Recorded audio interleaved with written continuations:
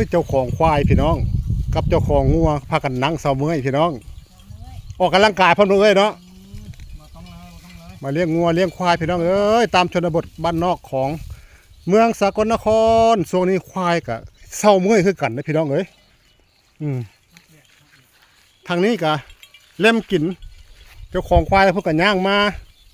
ควายตัวนี้กับเสาเมื่อยใครมาวะเสื้อสีแดงๆกูไล่ขิดเลยพี่น้องโอ้โชคดีเจ้าของควายใส่เสื้อสีแดงคือกันพี่น้องมันเลยคุ้นถ้ามันบกคุ้นเนี่ยมันสีเบิ่งไล่แล้วพี่น้องเอ้ยได้บอกในหนังฮะเขาไล่ขึ้นอย่างคู่แล่นเป็นแล่นพี่น้องเอ้ยพ่อตัวนั้นนำทีมพี่น้องพ่อตัวนั้นนำทีมมาพ่อพี่น้องพ่อไปแล้วบนท่ามู่ท่าพวกอะไรพี่น้องเอ้ยโอ้ยกูจะเข้าที่นอนแล้วคนวะเข้าที่นอนก่อนนะคนวะสวัสดีครับเจ้าของควายสวัสดีตาตอง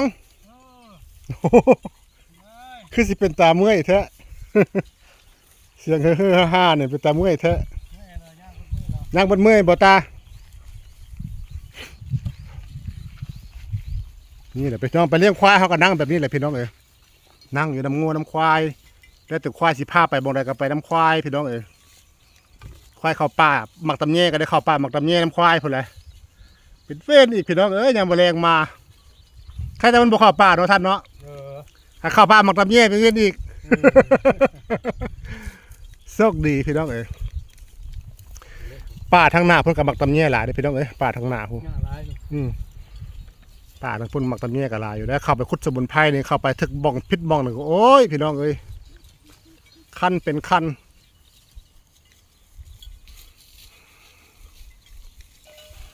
โอ้ยสะอ่อนเจ้าเด้งัวไอ้ควายเอ้ยมันกับหัวจักความอยู่เลยพี่น้องมันอยู่ห่มมันกับห่มอยู่สักบ้าอยู่หันได้มันก็ได้น่าเลยควายตัวนั้นพะลุกินนมเข้ามามันย่านมันก็ออกโอ้พันยานสมนี้ตัวนั้นย่านมันก็โล่งนะเข้าแหลมๆเออไปเลย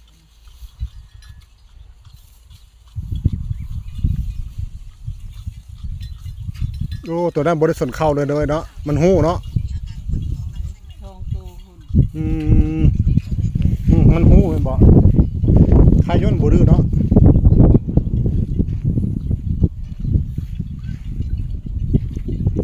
ไปแล้วเจ้าที่เจ้าทางเจ้าหัวหน้าฟูมันไปแล้วพุ่งเราไปก่อนพุ่ง